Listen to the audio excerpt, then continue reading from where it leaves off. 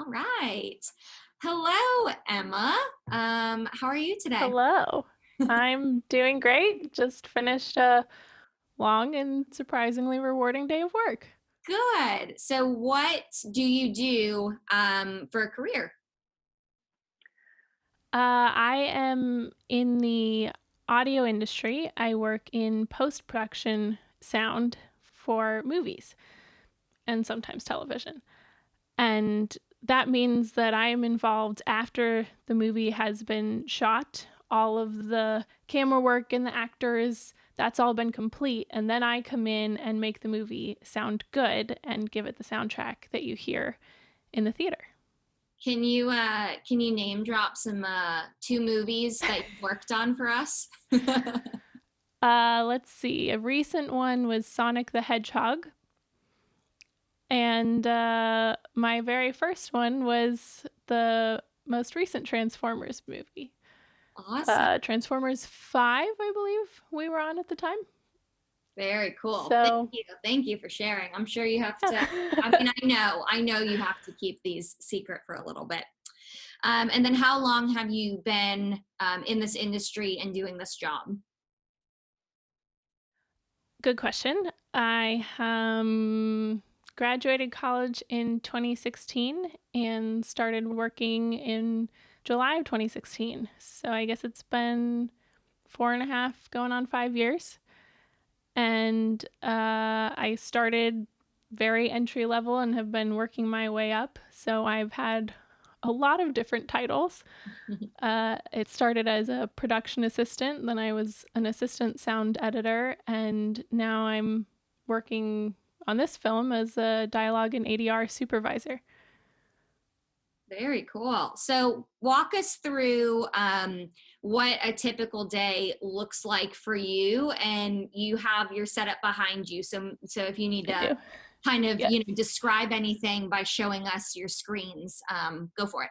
hmm So I work primarily at a desk all day in front of a computer. Uh, I work in a software called Pro Tools. It is an audio editor, and I get to work with audio files that are represented in front of me as waveforms. They look like squiggly lines on the screen. And I take the recordings that were done on set of the lines done between actors. Say you're in um, Black Widow, and the Black Widow says, "Oh, I'm gonna go fight for freedom," and then the bad guy says, "Not if I say no first."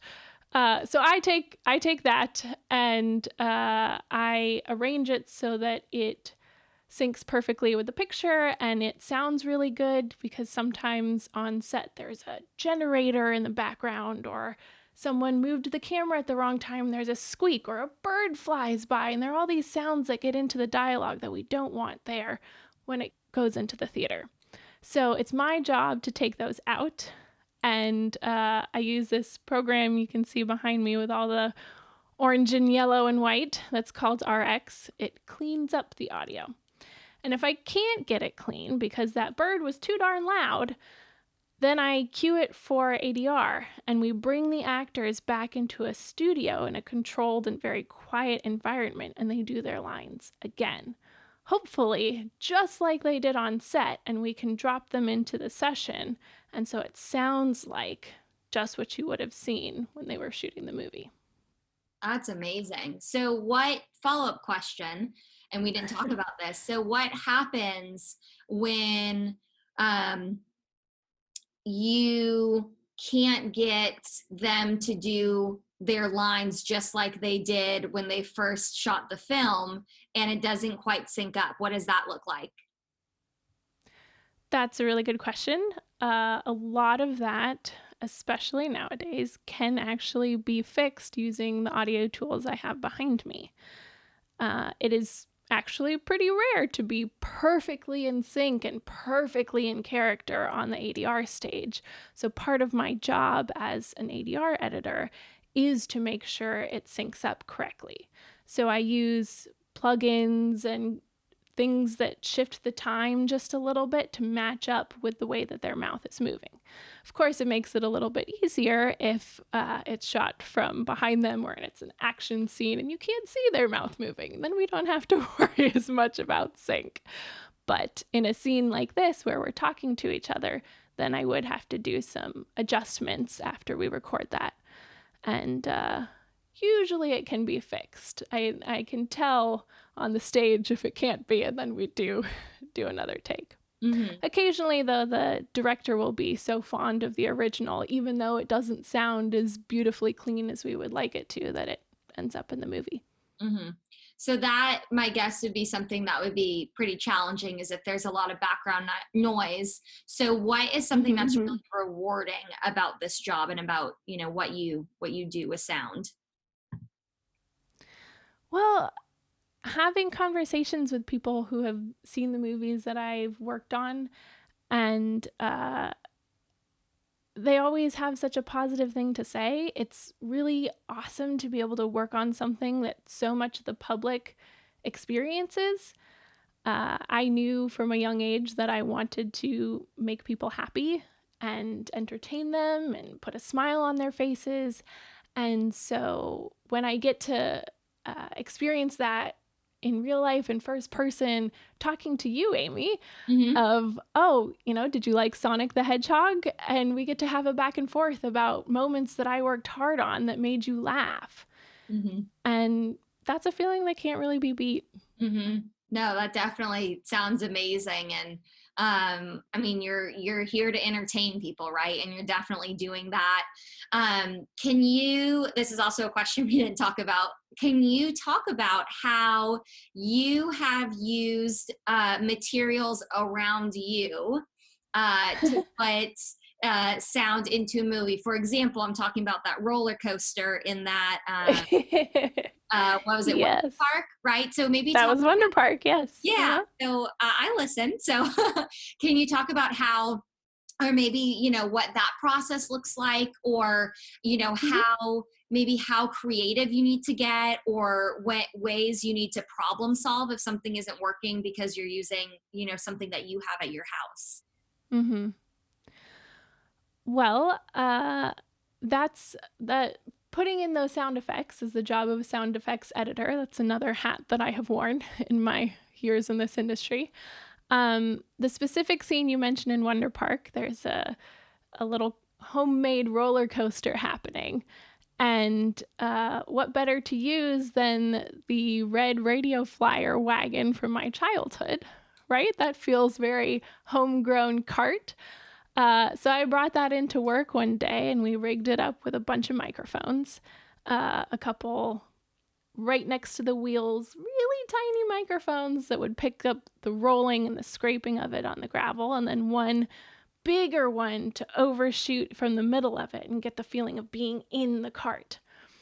And then we tried running with the cart, and we listened to the recordings of that, and all we heard were our footsteps. And that was really disappointing. Why was that happening? Because we were running so hard and so fast. So slap, slap, slap, slap, slap. Wasn't very good. So we had to come up with a creative solution, and luckily my coworker drives an electric car, and those are really quiet. So he got into the driver's seat, and I got into the trunk, which we left open so I could sit backwards facing the rear and holding on to the wagon. And he drove at a pretty calm pace. I was perfectly safe, but we dragged the wagon behind us in this really quiet car. And we got an amazing recording of the rattling of the wheels and the relationship of the body with the axle. And that's what ended up in the movie that you saw in theaters a few years ago. Mm-hmm. That's amazing. I love that you took a problem and figured out a solution for it, and it was able to work. So moving on to kind of, a different topic. What did your education path look like to get you to where you are right now? My specific path, I graduated high school in 2012. Mm-hmm. It's getting further and further away every year. I guess that's how time goes. And I headed over to university in Pittsburgh. I went to Carnegie Mellon, and they have a really top-notch theater program. So I did 4 years of conservatory sound design, and that gave me storytelling tools, that gave me creativity and critical thinking skills, so that I could figure out how to get a recording of a wagon without footsteps, and many other more specific and detailed problem solving approaches for when my system isn't working right. What do I do when my software isn't cooperating? I can't just skip a day of work and hope it works tomorrow. So it was a really helpful education. I was able to learn how to use what I knew to grow and gain more uh, knowledge and information outside of school. So they gave me basics, and I was able to take those and expand on them just from working in the industry. It was a really, really helpful approach. It wasn't here are facts, it was here's how to approach something that you don't know how to do. And then how to apply figure it out. Yeah. Exactly. Yeah. So I completed a Bachelor of Fine Arts in drama, and came out here and started working. Yeah. No, that's amazing. And yeah, they definitely have, brought out some really big names, and it's a great department from personal. I remember visiting, and it was fantastic. Olaf, Josh Gad came from Carnegie Mellon. I didn't know that. I knew the original Spock came from Carnegie Mellon, right? Or the new Spock, original Spock. The new Spock. The new Spock. That's right. That's right. Yeah, we've got country music stars here, and you've got actors there. Exactly. Yeah, no, that's something that at Station Camp we really focus on. We're a STEM designated school. So science, technology, engineering, arts, and math. And so what we are really focusing on doing, and have been for the last couple years, is taking a problem, whether it's a problem we have in our classroom or a problem we see in society, for example, composting, and how we can use that, which I know you're a big composter and have been, but we take a problem that we see either in our community or in our school, and we work to apply what we've learned in order to help create a solution. So I love that you talked about, you were given tools and you had to figure out how to use them to either solve a problem or, to create sound or create the best sound that you can. Yeah. Thank you for talking about that. And I wanted to, apply that to what we do at our school. So that's fantastic. Is there anything else? I know you kind of already talked about a little bit about how you contribute to society. You talked about entertaining and, wanting to, be able to have that conversation with viewers to know a good job that you've done. Have you ever gotten feedback after a show or a movie has ended, or when you go back and watch that movie, do you think to yourself, oh man, I could have done this differently? That's a good question. It's rarely when I'm watching a movie that I've worked on. It's usually when I am diving into the next movie and I come up with a better way of approaching something and I say, wow, why didn't I know this 2 years ago? So yes, that happens to me all the time. And one of the things that I love about the collaborative environment that I work in is that I'm constantly learning from the people I work with. And so switching teams for every movie, I get to learn from and pick the brains of all these different editors. And one approaches something one way, one approaches something the other way. I take a little bit of each and make my own way. And that's been really special. So I had a great 4-year education, but I've been learning ever since I got out here. And every year I'm growing and understanding the industry better. And in 5 years from now, I'll know so much more than I do at this point, and I'll laugh at what I didn't know before. So yes, every movie is a growing experience and a learning experience. And I look back to learn, but I try not to be too hard on myself Yeah. because, you know, You just didn't we're, know we're it always learning. yet. You didn't know it yet, but now you do know it, or you know you will learn something new. Exactly. I love that. Thank you. Is there anything else that you would like to say about your career, or any positive words of encouragement for people who are our students at our school who maybe are interested in a career in entertainment, or don't know yet what they want to do, right? Because we're only kindergarten through fifth grade. But Yes. uh, Yes, I know that feeling too. yeah, but do you have Ooh. anything else? Those are some pretty cool screensavers. Anything else that you would like to share? Oh, there's my dog. Hi, George. Um, yeah, it's it's a excuse the car, long road. Uh, I've been really lucky and I've worked really hard and I'm really, really happy to be here.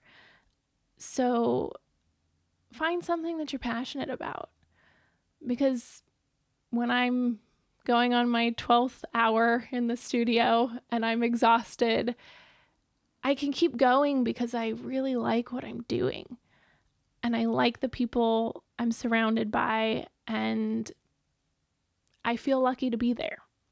And sure, sometimes I lose sight of that in the 16th hour, but I encourage you to chase your passions.